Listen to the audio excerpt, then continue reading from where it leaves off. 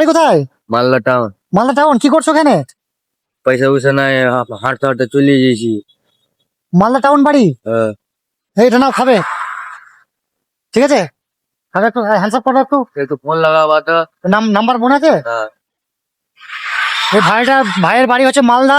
এই ভাইকে দেখতে পেলাম, তা ভাইয়ের একটা হেল্প লাগবে। ফোন নাম্বার মনে আছে বাড়ির? হ্যাঁ। কি নাম আছে? জয়ন্ত মাঝি। ও, তোমার নাম জয়ন্ত মাঝি? না, আমার নাম বাপ্পা চৌধুরী। বাপ্পা চৌধুরী? হ্যাঁ। আর জয়ন্ত মাঝি কার নাম? আমার জিজা। জিজা? হ্যাঁ। মানে ওকে ওকে ফোন করবে তো তুমি? ফোন করবো, পয়সা মারবে। হ্যাঁ।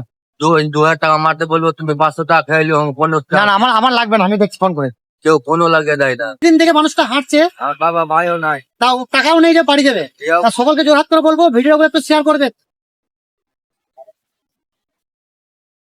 এই যে এই ভাইটাকে দেখতে পাচ্ছেন, এই ভাইটা বাইরে কাজে গেছিল। ভাইটা আমার একটা নাম্বার দিল ফোন করার জন্য, বাড়িতে কিছু টাকা ওর দরকার আছে। আমি ফোন করলাম, বাড়িতে যোগাযোগ হলো না। তাই ভাইটাকে জিজ্ঞাসা করছি কোথা থেকে হেঁটে আসছে। Delhi Ghaziabad rice mill. কোথা থেকে আসছো? Delhi Ghaziabad rice mill. কতদিন হাঁটছো ভাই তুমি রাস্তাতে? 80 দিন থেকে বেশি হলো। মানে 80 দিন থেকে বেশি হাঁটছে ও। আর তুমি যেখানে বাইরে কাজে গিয়েছি সেখানে কি হয়েছিল?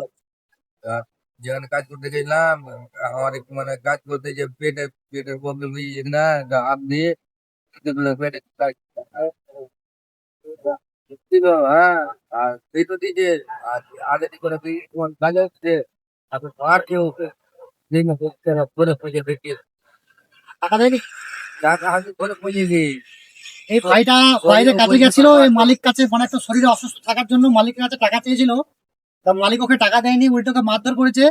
তা সকলকে বলবো যারা গরিব মানুষ খেটে কর্মে খাও, এরকম ধোকাবাজ মানুষ কাছ থেকে দূরে থাকবে।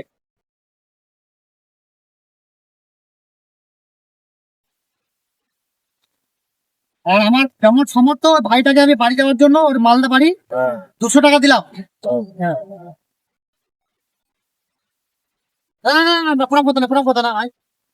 আর সকলকে বলবো সত্যি আমার খুব খারাপ লাগলো, কারণ আমিও একটা মানুষ, আমার যে মানে চোখ দিয়ে জল চলে এলো। সকলকে বলবো এই ভিডিওটা এত পরিমাণ শেয়ার করুন যে একটা অসহায় মানুষকে কাছে নিয়ে গিয়ে, ক্যামেরা ধরার লোক কেউ ছিল না। এই ভাইটাকে বললাম ভাই একটু ক্যামেরা ধরে দাও, এই ভাইগুলো খুব ভালো। এই ভাইটা আমার ক্যামেরা ধরে নিল। এরাও অসহায় মানুষের পাশে থাকতে চাই।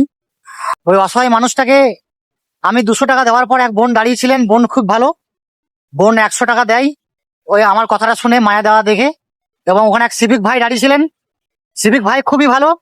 সিভিক ভাই বললেন ঠিক আছে দাদা, কোনো অসুবিধা নেই, আমি এখান থেকে ওকে বাসে চাপিয়ে দেবো।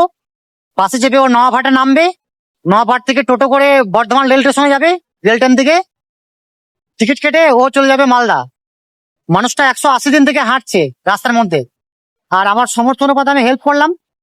তা সকলকে বলবো এই ধরনের ভিডিও যদি ভালো লেগে থাকে প্লিজ একটু করে সাপোর্ট করবেন। আর এই বোনটাকে বলবো, বোন তুমি যদি ভিডিওটা দেখে থাকো আমার, তুমি যে 100 টাকা দিয়ে হেল্প করলে, প্লিজ একটু কমেন্টে জানাবে। এই জায়গাটার নাম হচ্ছে বুদবুদ ভাষাপুল। এবং আমি কি করলাম, কলমে করে ওকে অ্যাড্রেস লিখে দিলাম যে তুমি এই বাসে থেকে নামবে নওয়াভাট, নওয়াভাট থেকে টোটো করবে, টোটো করে আবার যাবে রেল স্টেশন, রেল স্টেশন থেকে যাবে মালদা। এবং আমি আমার মোবাইল নাম্বার দিলাম, ভাইকে বললাম প্লিজ তুমি যখন ভাই বাড়ি যাবে আমাকে অবশ্যই ফোন করবে।